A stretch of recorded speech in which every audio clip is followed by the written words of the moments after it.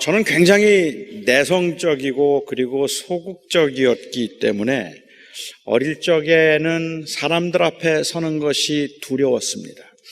그게 제 성격 때문이었는지 아니면 제가 가지고 있는 장애로 인하여서 제가 느끼고 있던 그런 컴플렉스였는지는 잘 모르겠지만 그냥 사람들 앞에 서는 것을 저는 항상 두려워했습니다. 제가 처음 사람들 앞에서 뭔가를 했던 것은 고등학교 1학년 때 교회에서 학생회장이 되면서 했던 기도였습니다. 한 20여 명쯤 되는 그 학생들 앞에서 제가 하는 그 기도를 하는 것도 너무 떨리고 자신이 없어서 저는 제 동생에게 기도문을 적어달라고 부탁을 했고, 그리고 동생이 적어준 기도문을 일주일 내내 외워서 겨우 기도를 할 수 있었습니다. 그러다가 정말 이 억지로 강남지구 학생총연합회라는 단체에서 제가 억지로 총무가 되었습니다.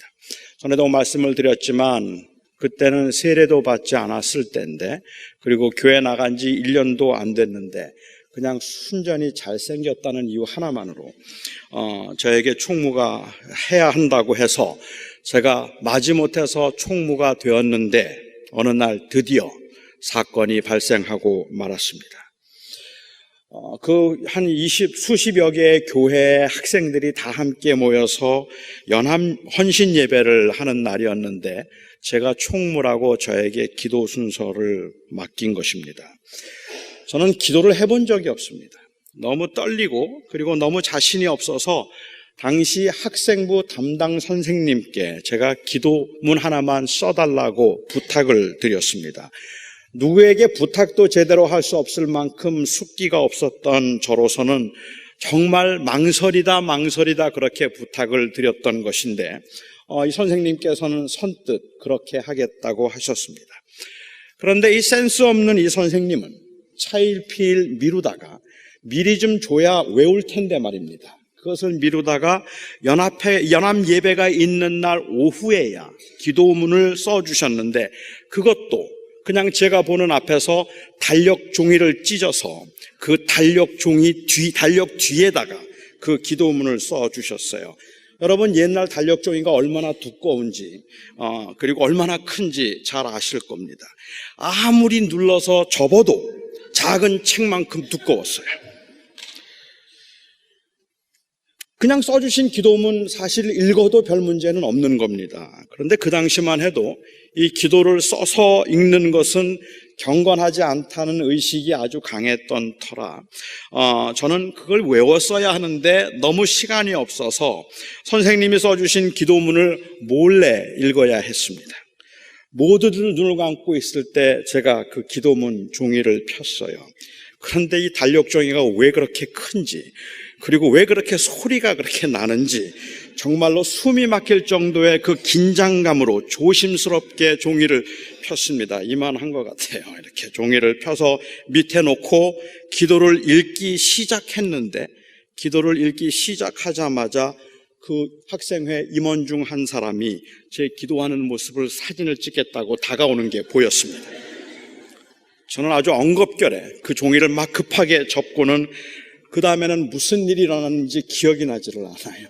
저는 그때 무슨 기도를 했는지도 모르겠어요. 그때 찍힌 사진은 아직도 제가 가지고 있습니다. 제 앞에 있던 친구도 제가 무슨 말을 했는지 다 못 알아들었다고 했으니까 완전히 그날 망친 겁니다. 그때 일을 생각하면 저는 지금도 얼굴이 화끈거립니다. 왜 그날 그렇게 떨었을까? 왜 지금까지도 그걸 그렇게 창피하게 생각할까 생각을 해보면 아마도 그거는 많은 사람들 앞에서 무언가 할 때 잘해야 한다는 그런 두려움과 긴장 때문일 겁니다. 그렇게 사람들 앞에 서는 것이 두렵고 자신이 없으면서도 저는 목사가 되겠다는 간절한 마음은 저에게 있었습니다. 그래서 전도사가 되었고 어린 아이들이나 혹은 학생들 앞에서는 설교를 해보았지만 장년들 앞에서 설교를 할 수 있는, 주일 예배 때 설교할 수 있는 기회가 신학교 2학년 때 처음 저에게 주어졌습니다.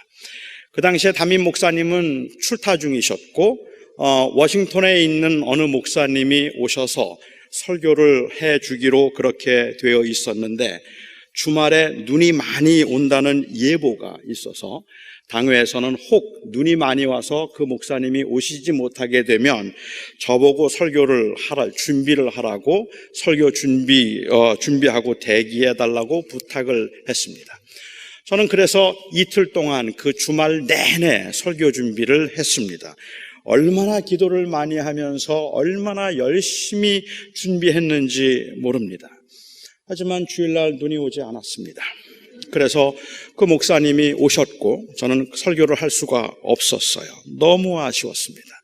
그러다가 제가 26살이 되던 해에 담임 목사님이 안식년을 가면서 제가 1년 동안 주일 설교를 할 수 있도록 그렇게 해주셨고 그 이후로 지금까지 30년 동안 설교는 뗄 수 없는 제 삶의 일부가 되어버렸습니다. 30년 이상을 설교를 했지만 저는 지금도 설교를 하려면 두려움과 떨림이 있고 설교하기 전에는 아직도 너무 긴장이 되어서 식사를 제대로 할 수 없을 만큼 그렇게 겁이 나기도 하지만 제가 가장 좋아하는 것이 설교이고 신학생 때부터 제가 가장 관심을 가졌던 것이 설교라 말해도 틀리지 않을 겁니다. 하나님께서는 어릴 적부터 저에게 그렇게 설교할 수 있는 기회를 참 많이 허락하셔서 하나님이 저를 설교자로 부르셨다는 그 소명에 대해서 저는 한 번도 의심을 해본 적이 없었습니다. 저는 목회에 성공하려면 설교를 잘해야 한다는 이 말을 수없이 들었습니다. 그래서 설교에 목숨을 건 목사님들도 만났고 설교 한 편을 위해서 일주일을 다 사용한다는 분들도 만났습니다. 설교가 약하면 교회가 성장하지 않는 것은 어렵지 않게 볼 수 있는 현상이고 많은 목회자들이 제일 부러워하는 사람도 아마 설교를 잘하는 목사일 겁니다. 그런데 사실은 이 설교에 대한 열정은 그 열정만큼 위험하다는 사실을 인식하지 못하고 있는 게 문제입니다. 이 열정이라는 것은 설교를 잘해야 되겠다는 열정, 설교를 통해서 교회를 성장시켜야 되겠다는 열정은 결국은 누군가에게 인정을 받기 원하도록 하기 때문에 이 잘해야 한다는 의욕은 깊이 성찰하지 않으면 하나님의 부르심에 합당하게 행하려는 열정보다는 오히려 하나님의 부르심에 가장 큰 장애가 될 수 있는 열정이라는 사실을 우리가 간과하는 경우들이 많이 있는 것 같습니다. 폴 트립이 위험한 소명이라는 책에서 말한 것처럼 목사와 연예인은 똑같다라고 얘기를 해요. 연예인들이 인기를 먹고 사는 것처럼 인기가 떨어지면 그 존재의 의미를 찾지 못하는 것처럼 목사도 설교를 통해서 인정받으려고 하고 사람들의 그 칭찬을 은근히라도 원하기 때문에 정말로 위험한 소명이다라고 그렇게 이야기를 하는데 시간이 지날수록 공감할 수밖에 없는 말입니다. 처음부터 그런 의도는 없었을 겁니다. 사실은 상상도 못했습니다. 어릴 적부터 사람들과 함께 어울리는 것보다는 오히려 혼자 있는 것이 더 익숙했고 구체적으로 어떤 일을 할 것인가, 내가 어떻게 사역을 할 것인가에 대한 꿈이나 계획도 없었습니다. 다만 하나님께서 어릴 적부터 특별하게 구별해서 절제된 삶을 살도록, 극도의 절제된 삶을 살도록 부르신 특별한 사명을 맡은 자라는 것만 알고 있었습니다. 그렇게 혼자 광야에서 외롭게 살면서 철저하게 금욕적이고 고립된 삶을 살았던 세례 요한이 드디어 사람들 앞에 섰습니다. 그리고 그가 외치기 시작했습니다. 그는 준비된 사람이었습니다.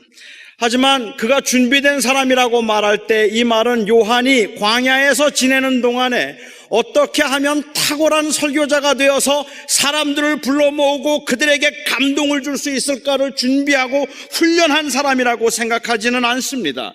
저는 그렇게 사람들을 많이 모아서 그들에게 설득력 있는 설교를 하기 위해서 훈련하고 준비되지 않았다고 생각해요.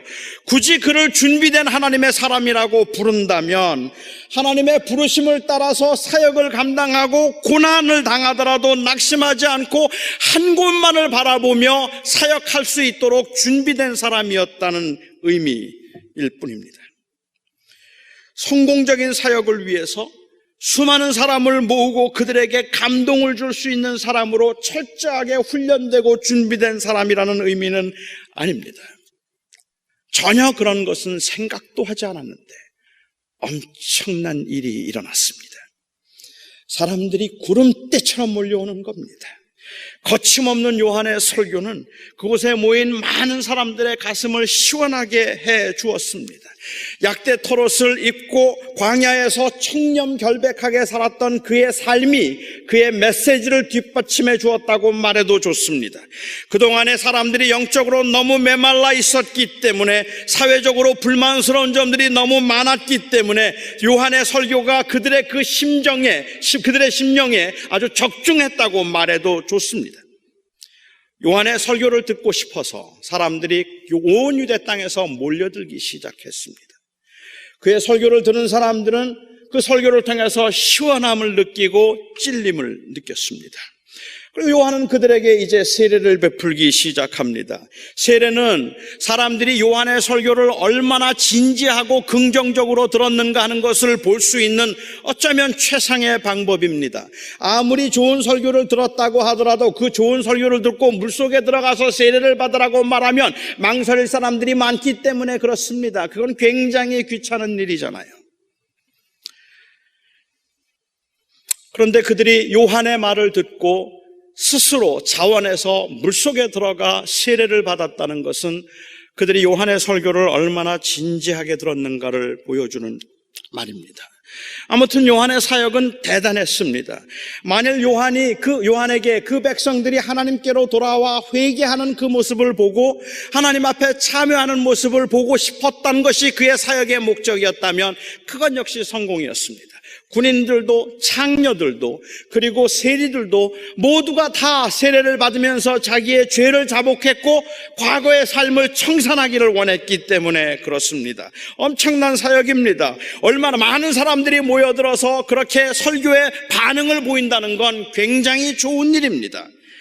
요한에 대한 소문이 온 유대 땅에 퍼지기 시작했다는 것은 하나님의 나라의 확장을 위해서도 아주 긍정적인 일입니다.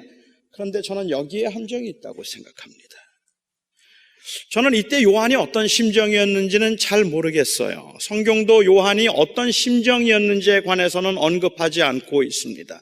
사실 저로서는 요한의 심정이 어땠을까 하는 것은 그렇게 궁금하지 않은데, 제가 만일 그 상황이었다면 저는 어떤 심정이었을까?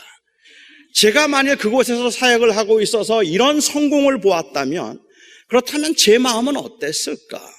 그래서 저는 저의 심리적인 상태를 요한의 그 상황과 정황에 한번 대입시켜서 생각해 보고 싶었습니다. 그러니까 저라면 아마 이랬을 겁니다. 처음에는 굉장히 순수한 마음으로 사역을 했습니다. 사람들이 그렇게 많이 모일 것이라는 기대도 없었고 그렇다고 그런 계획을 해본 적도 없었습니다. 그 백성이 진심으로 하나님께 회개하고 돌아오는 것을 보고 싶었고 이 하나님의 주대심이 온 유대 땅에 다시 회복되는 것을 보는 것, 그것만이 간절한 소원이었습니다. 광야에서 하나님과의 깊은 관계를 통해서 이미 사랑을 체험하고 고난 중에 있는 그 백성들을 향한 하나님의 마음을 알았기 때문에, 그래서 더욱 그 백성들을 사랑하는 마음으로 사역을 하고 싶었습니다. 그래서 외쳤습니다. 순수한 마음으로 오직 하나님의 말씀만 외쳤습니다. 그런데 사람들이 몰려들기 시작합니다. 상상하지 못했던 반응입니다. 그는 그냥 이름도 없이 사람들의 반응에 상관없이 묵묵히 하나님의 뜻을 전하는 것에 내 사역의 목적을 두겠다고 생각했는데 사람들이 뜻밖의 반응을 보이기 시작합니다. 백성들이 회개했습니다.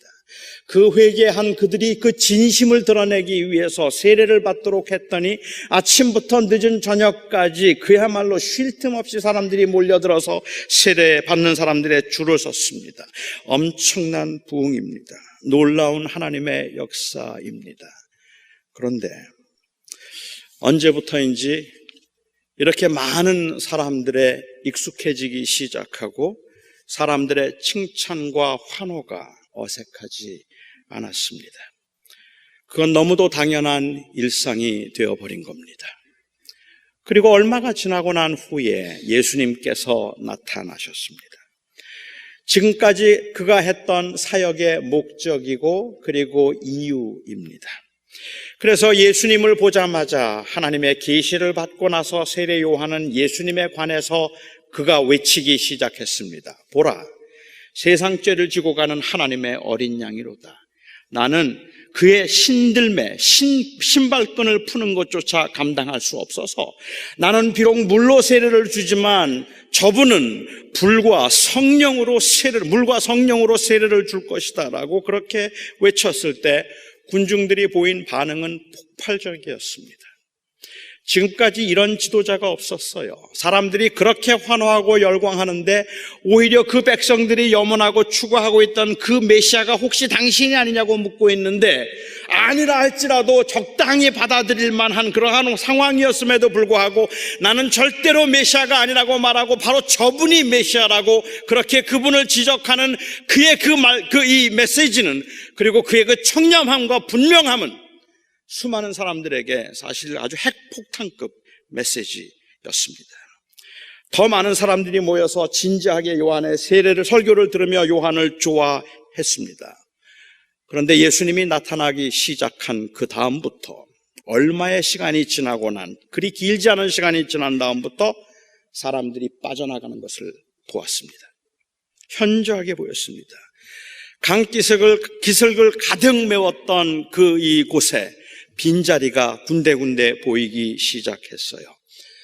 그 요한을 따라다니던 제자들 중에 일부는 요한의 말을 듣고 이미 요한을 떠나서 예수님의 제자가 되어버린 사람들도 있었고, 그 제자들조차도 이제는 그 열정과 그리고 또한 그 열심이 사그러지고 있었는데 자꾸만 사람들이 줄어드니까 걱정이 되어서 견딜 수가 없었을 겁니다. 그 원인이 무엇일까? 제자들은 알았습니다. 예수님께서 그리 멀지 않은 곳에서 세례를 베풀고 있는 겁니다. 예수님은 직접 세례를 주지 않았지만 그의 제자들을 통해서 세례를 베풀었고, 수많은 사람들이 세례 요한의 증언을 듣고 그가 메시아라는 말을 들었던 사람들이 모두가 다 슬금슬금 빠져나가서 다 예수님께로 모여들기 시작한 겁니다. 섭섭하기 이를 데 없는 일입니다. 어떻게 예수님이 바로 가까운 곳에서 선생님의 흉내를 낼 수 있느냐는 말입니다. 자기 선생이 그렇게 칭찬하고 띄워줬으면 겸손하게 자제하거나 아니면 자기 선생을 좀 배려해 줬어야지 그렇게 높여드리고 최고의 존경과 찬사를 드렸더니 그 옆에서 세례를 주어서 요한을 따르던 사람들을 다 데려가 버렸어요. 어떻게 그럴 수 있어요? 그래서 요한의 제자들이 너무 걱정이 되어서 세례 요한에게 이 사실을 보고했습니다. 선생님이 말한 그 사람에게 사람들이 다 몰려가고 있습니다. 이제는 선생님에게 세례를 받으러 오는 사람들이 그렇게 많지 않습니다. 그때 세례 요한이 그는 흥하여야 하겠고 나는 쇠하여야 하리라는 그 유명한 대답을 했습니다. 그런데 여러분 아십니까? 언제부터인지 우리들에게 이 대답은 아주 어색한 대답이 되어버렸습니다. 그는 흥하여야 하겠고 나는 쇠하여야 하리라는 이 말은 현대인들에게는 맞는 말이 아닙니다. 현대 목사들에게는 저를 포함해서 목사들에게는 그는 흥하여야 하겠고 나는 쇠하여야 하리라는 이 말은 너무 불편하고 섭섭한 말이 되었습니다. 우리는 그렇게 생각하지 않아요.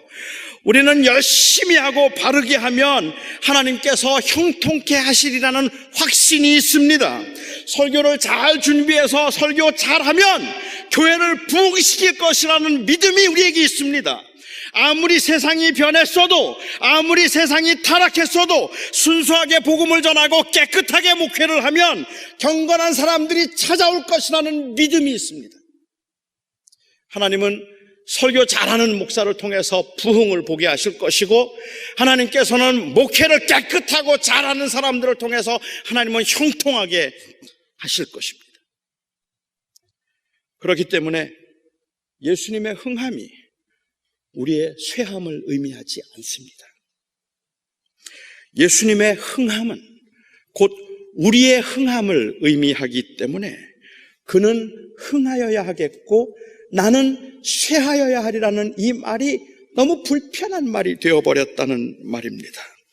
제가 세례 요한의 처지에 있었더라면 아마도 요한처럼 말하는 것이 훨씬 더 어려웠을 겁니다. 왜냐하면 그는 이미 성공과 그리고 그 인정의 맛을 보았기 때문입니다. 고난과 가난을 각오하고 나는 어차피 고난과 가난의 길을 가겠다고 작정하면 고난과 가난이 영광스럽기도 합니다. 그런데 부흥과 영광을 경험하고 나면 고난이 불편해집니다. 아무도 알아주지 않을 때에는 소신만 있다면 사람들의 비난에도 흔들리지 않고 하나님의 일을 할 수 있었습니다. 그런데 사람들이 칭찬해주고 인정을 받고 나면 그 후에 오는 그 비난과 무반응의 상처를 받고 심지어는 분노가 생기기도 한다는 말입니다. 무명의 시절에 아무도 알아주지 않을 그때에 오직 하나님의 말씀을 붙들고 교회가 성장하든지 성장하지 않든지 나는 하나님 앞에 하나님의 말씀만을 선포하겠다는 그러한 마음과 순수하게 최선을 다해서 열심히 하나님의 말씀을 준비하고, 그리고 내게 몇 명의 교인들을 하나님께서 주시든지 그 교인들을 정성을 다해서 사랑하며 예수 그리스도의 심정을 가지고 목회를 해보겠다고 생각하고, 그래서 교회가 작았을 때, 그리고 교인들이 얼마 되지 않았을 때, 아무도 제가 어떤 사람인지 알지 못했을 때 최선을 다해서 설교를 준비하면서 반응이 없어도 괜찮았고 사람들이 저를 알아주지 않아도 괜찮았다는 말입니다. 그런데 조금씩 사람들의 칭찬과 사람들의 인정에 익숙해지기 시작하는 순간부터 제 설교에 대해서 비난을 하는 사람들을 보면 말할 수 없는 분노가 생길 만큼 제가 커져버렸다는 말입니다. 차라리 광야에 있을 때는 아무런 욕심도 미련도 없었습니다. 하지만 유대 땅 최고의 인기인이 되고 난 후에 경험하는 이 내리막길 인생은 쓸쓸하게 만들기에 충분하고 허전하게 만들기에 충분합니다. 오랜 광야 생활을 통해서 홀로 있음이 익숙해졌음에도 수많은 사람들 속에서 인정과 환호를 받고 난 후에는 고독이 견딜 수 없는 유혹이 됩니다. 이미 맛보았던 영광, 편안함, 그리고 또한 성공은 그리스도만을 영화롭게 하는 그 삶을 살아가는데 가장 큰 유혹임에 틀림이 없습니다. 차라리 처음부터 가난했더라면 그냥 있는 것에 감사하며 살 텐데, 그래도 어느 정도 넉넉한 삶을 누리다 가난을 경험하면 말할 수 없는 패배감과 좌절감, 실패감 때문에 더 이상은 사람들이 나를 알아주지 않는 것에 대해서 너무 어렵고 힘들다는 말입니다. 저는 여기에 저의 문제가 있고 여러분들의 문제가 있다고 생각합니다. 많은 사람들이 초심을 잃어버렸습니다. 그런데 초심을 잃어버린 것조차도 모르고 살고 있습니다. 저는 지금도 예수님의 이름이 높아지는 게 좋습니다. 저는 진심으로 예수님만을 높이고 싶습니다. 예수님의 이름으로 사역이 확정되고 예수님의 사역에 제가 사용될 수 있다는 것이 저는 지금도 정말 좋습니다. 그런데 언제부터인지, 저는 그 마음은 변하지 않았는데 언제부터인지 저의 사역을 통해서 예수님의 이름에 편승해서 제가 영광과 인기를 누리고 있었습니다. 주님의 이름이 높아지면, 주님의 이름이 높아지고 덩달아 제 이름이 높아지는 거, 그거는 나쁠 게 없다고 생각했습니다. 주님의 이름이 높아짐으로 내가 이제 유명해진다면, 내가 주의 이름을 전하고 바른 복음을 전함으로 내가 인기를 누리고 내가 영광을 누리고 내가 부귀를 누린다면 그건 나쁠 것 없다고 생각했습니다.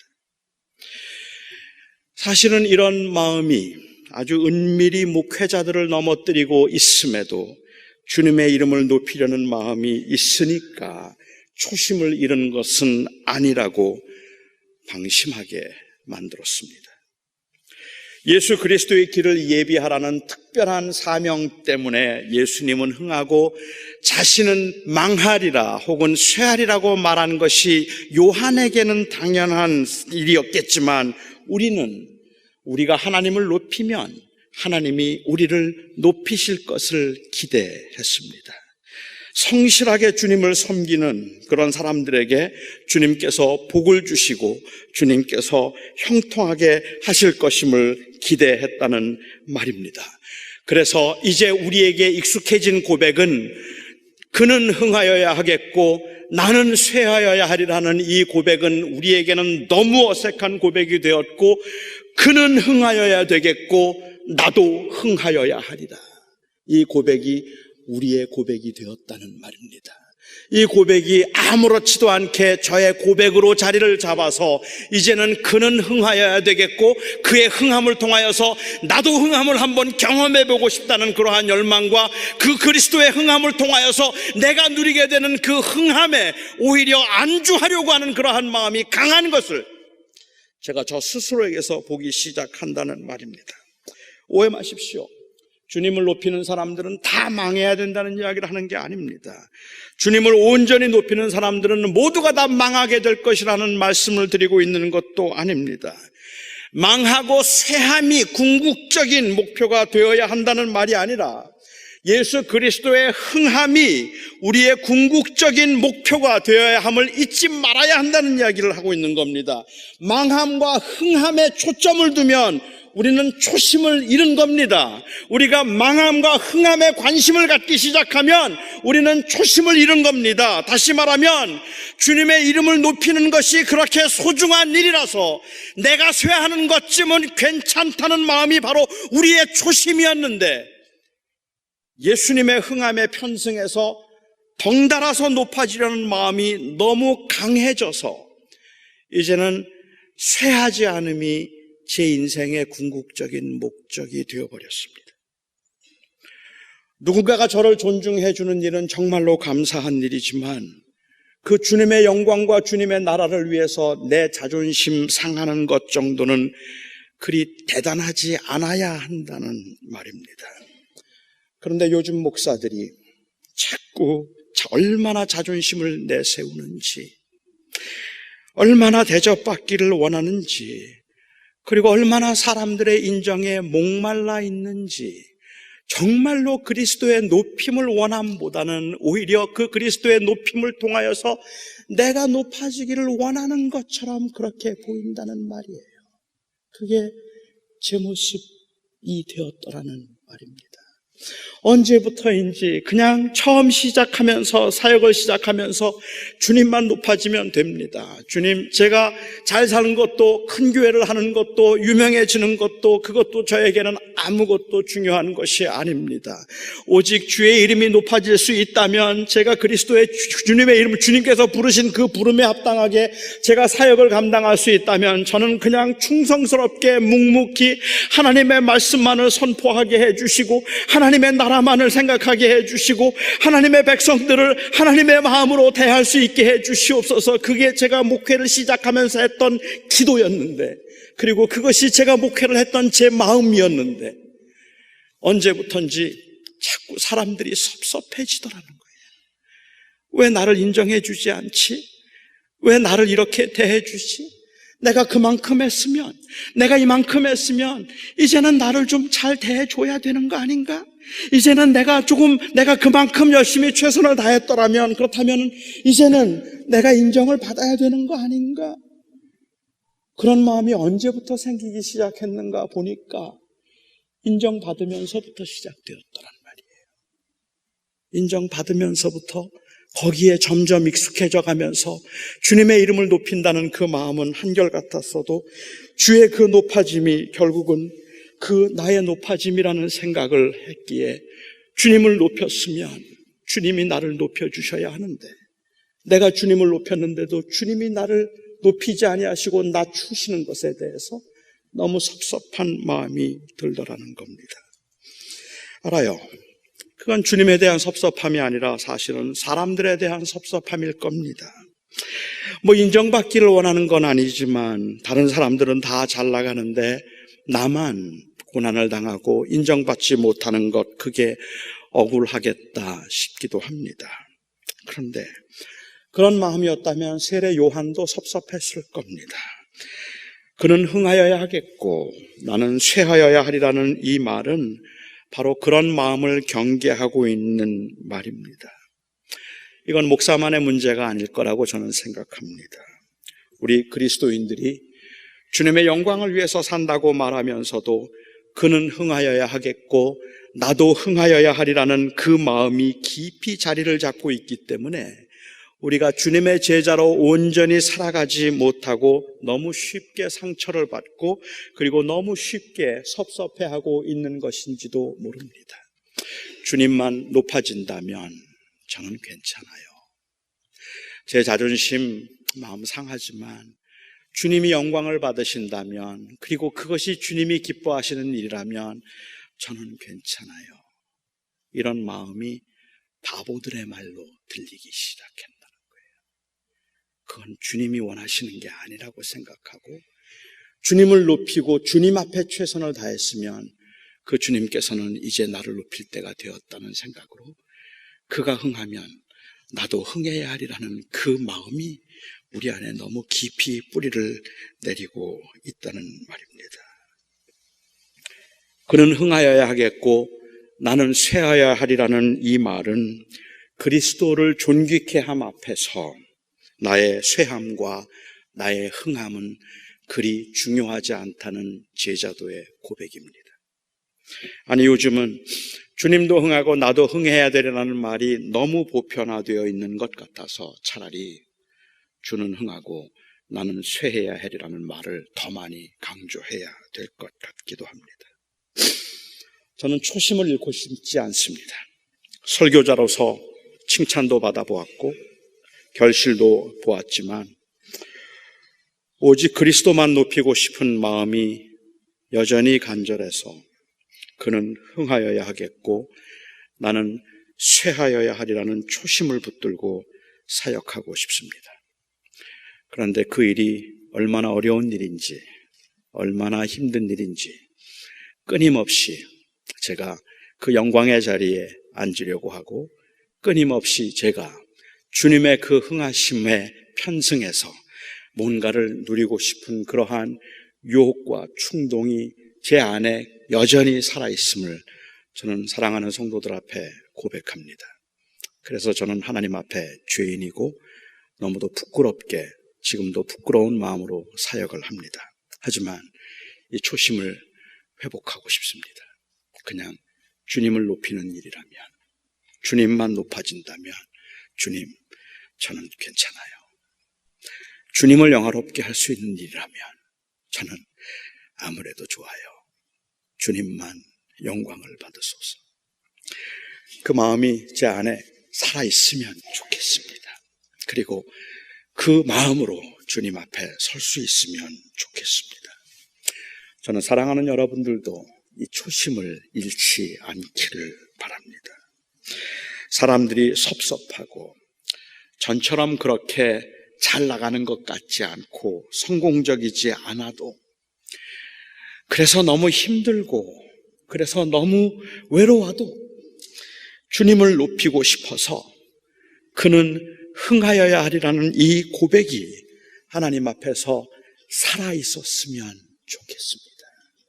너무 억울하고 너무 답답하고 그리고 어느 때는 너무 허전하다는 생각이 들 때 왜 세상은 이렇게 불공평한가라는 생각이 들 만큼이나 어떤 사람들은 잘 나가는데 왜 나는 이렇게 항상 바닥을 쳐야 되는가라는 그 안타까운 마음 때문에 아무도 알아주지 않는 것뿐만 아니라 자꾸만 나의 자존심을 상하게 하는 일들만 주변에 벌어지는 것 같은 그때에도 저와 여러분이 믿었던 그리고 사랑했던 그 주님을 향한 우리의 고백이 우리 안에 여전히 남아있어서 그가 흥한다면 그는 흥하여야 하겠고 나는 쇠하여야 하리라는 이 고백이 우리를 붙들어 줄 수 있기를 바랍니다.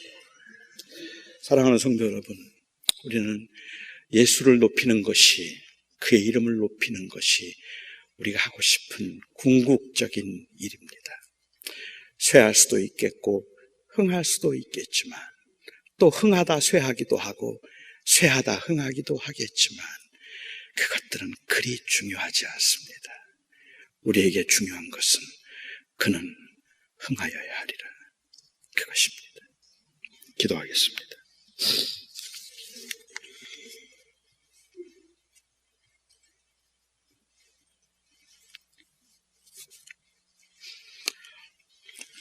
사랑의 아버지 하나님,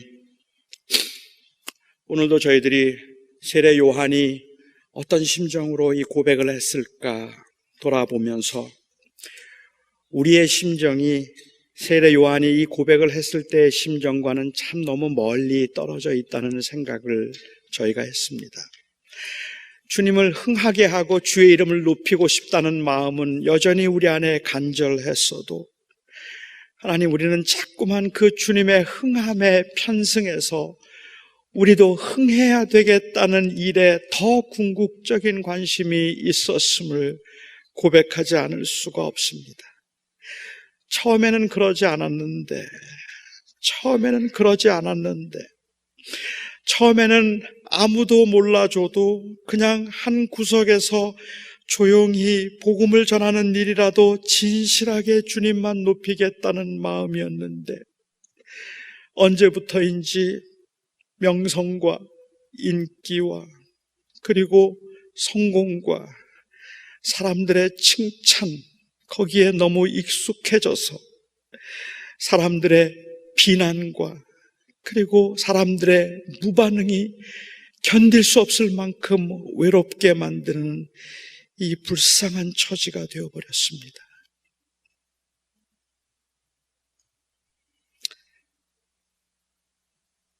하나님, 우리의 삶에 고난이 있다 할지라도 우리 사랑하는 성도들의 삶에 아무도 알아주지 않는 것 같은 그 극한 고독이 있다 할지라도 그는 흥하여야 하겠고 나는 쇠하여야 하리라는 이 고백을 붙들고 일어서게 하여 주시옵소서. 예수님의 이름으로 기도하옵나이다. 아멘.